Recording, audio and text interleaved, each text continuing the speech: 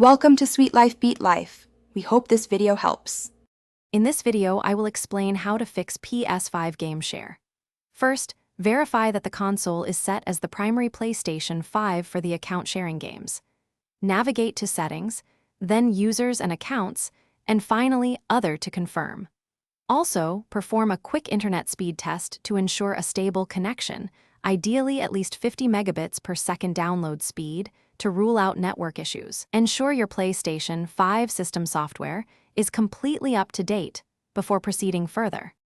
A powerful troubleshooting step involves deactivating and then reactivating console sharing.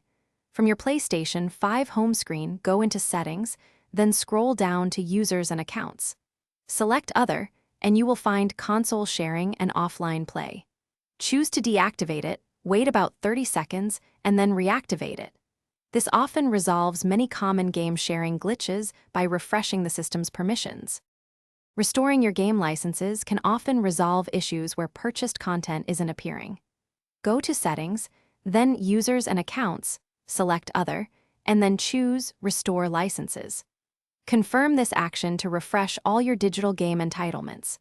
Additionally, ensure the account that actually purchased the games is logged in on the console you are trying to share from, as this is a crucial step for proper verification.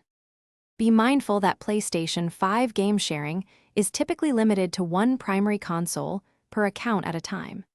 Do not attempt to share your account across multiple consoles simultaneously, as this can lead to errors.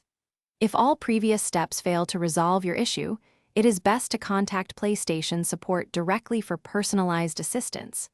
They can access your account details and provide more specific guidance. Thanks for watching. Consider subscribing if we helped you.